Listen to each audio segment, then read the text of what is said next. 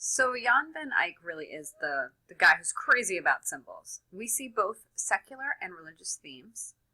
On the man side of the painting, the room opens to the outdoors, and this is actually significant. During this period, men's roles were outside of the home, so that's why he's depicted next to the window, because his realm is outside. Also during this period, the woman's role, of course, is in the home. So she is silhouetted against the domestic interior to symbolize that role. The couple is surrounded by symbols of wealth and piety and married life. Now the mirror itself is a convex mirror, and it is a luxury item at the time, but it also symbolizes the all-seeing eye of God. And if you look closely in these little round dells that surround the mirror, these are actually depicting the Passion of Christ. And this is a reminder of Christ's redemption.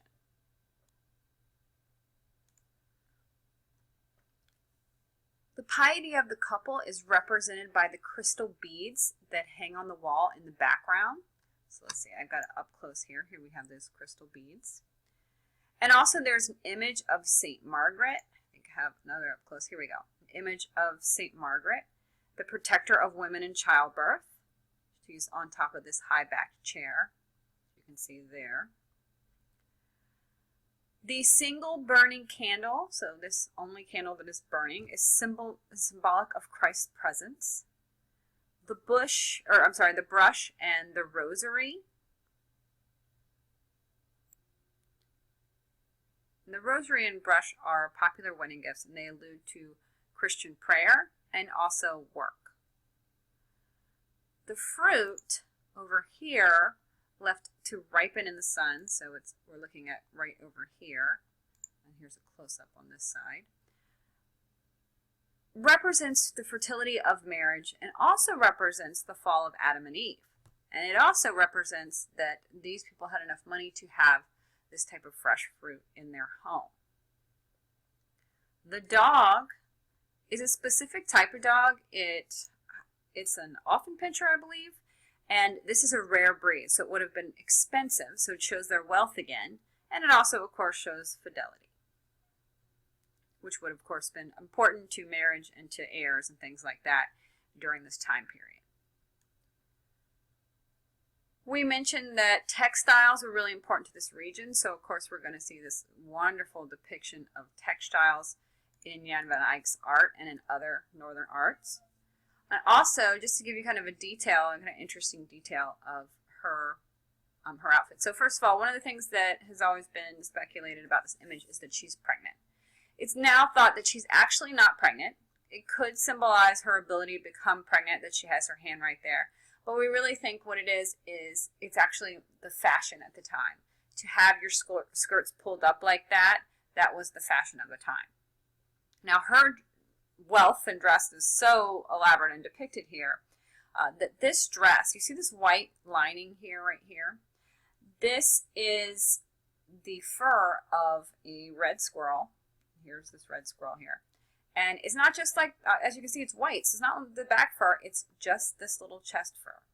So they believe that you would need some 2,000 squirrels to just kind of line this dress, because I mean you're only using this. So this really, really is showing their wealth here.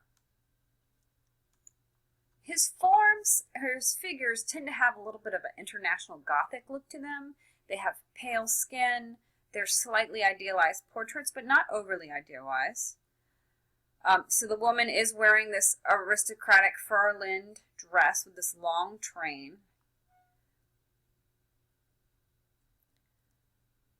Their shoes you can see his shoes are over here and hers are back in the back there.